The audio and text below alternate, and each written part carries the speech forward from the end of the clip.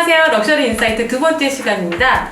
코로나19 사태로 특히 패션계의 생태계가 많이 변했다고 하는데요. 바로 패션쇼 분야에서 그 점이 아주 극명하게 나타나고 있습니다. 아무래도 패션쇼는 오프라인으로 보여지는 종합예술이라고 불렸던 것 같아요. 패션으로 보여지는 트렌드 자체뿐만 아니라 패션 피플들이 보여주는 어떤 향연들, 그 다음에 무대, 음악까지 어우러진 여러 가지 다양한 예술 장르들이 녹여져 있었기 때문인데요. 이것이 아무래도 팬데믹 시대를 맞아서 새롭게 조명돼야 되고 새롭게 만들어져야 되는 시대가 된 것 같습니다. 실제로 패션업계가 찾아낸 해답은 온라인, 비대면, 언택트 패션쇼인데요. 이것이 실제로 어떻게 구현되고 있는지 오늘 알아보도록 하겠습니다. 안녕하세요. 네, 오늘 언택트 패션쇼 트렌드를 저와 함께 짚어주실 이정민 트렌드랩 506 대표님을 소개합니다. 이 대표님은요, 이력이 아주 많으세요. 제가 다 읽어드리겠습니다. 국내 최초의 온라인 패션 트렌드 정보 사이트 퍼스트뷰 코리아를 설립하셨었고요. 트렌드 전문 컨설팅 회사인 트렌드랩 506을 설립하셔서 지금까지 이끌고 계십니다. 한국패션협회 전략위원회 위원, 서울시 패션 자문단 자문위원 등을 역임하신 바 있고요. 서울대, 연세대, 사디 등에서 패션 산업 관련 분야의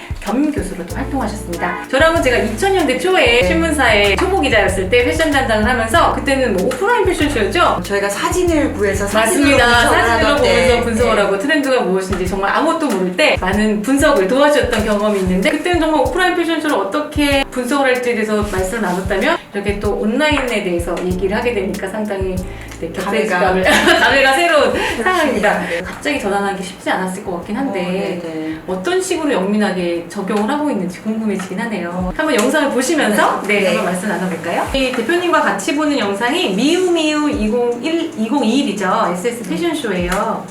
미우미우 쇼가 특징이 뭐였었죠?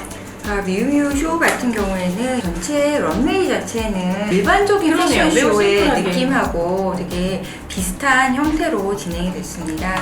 근데 이제 진행하는 중간중간에 사실 저희가 패션쇼를 갔을 때 제일 큰 재미 중에 하나는 쇼를 보는 것도 있지만 여기에 참여할 사람들이 누가 왔고 도대체 뭘 입고 왔을까 뭐 이런 거에 대한 관심이 오히려 더 큰데요. 런웨이의 이제 배경으로 그러한 사람들을 이제 연결을 실시간으로 해서 함께 보여줘서 사실 저 사람들도 다 지금 약간 런웨이 쇼를 보면서도 약간 차려입고 맞아요. 본인들이 모델인 것처럼 이렇게 쇼장에 함께하고 있지 않지만 어딘가의 공간에서 같이 보면서 본인 패션도 뽐내고 있는 이런 모습이 매우 흥미롭게 느껴지네요. 많은 분들이 저 위에만 저렇게 차려입었을까 아니면 아래까지 다 저렇게 차려입고 있는 걸까? 궁금하네요. 그런 이야기를 막 하시더라고요. 그러네요. 어쨌든 이런 식의 또 시도를 했다는 것 자체가 비대면 패션쇼의 뭐 전형적인 뭐 좋은 아이디어가 아니었을까 하는 생각이 드네요.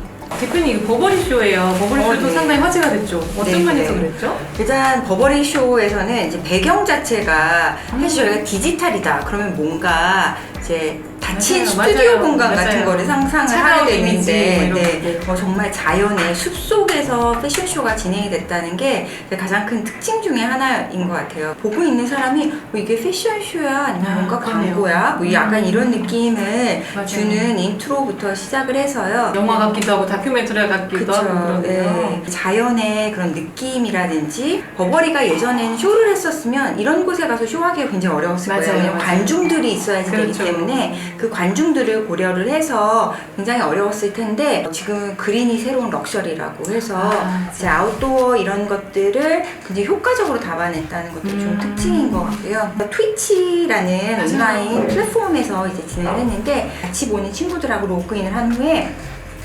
온라인에서 실시간 채팅을 하면서 이 컬렉션 마음에 들어, 저 옷 좋은 것 같아.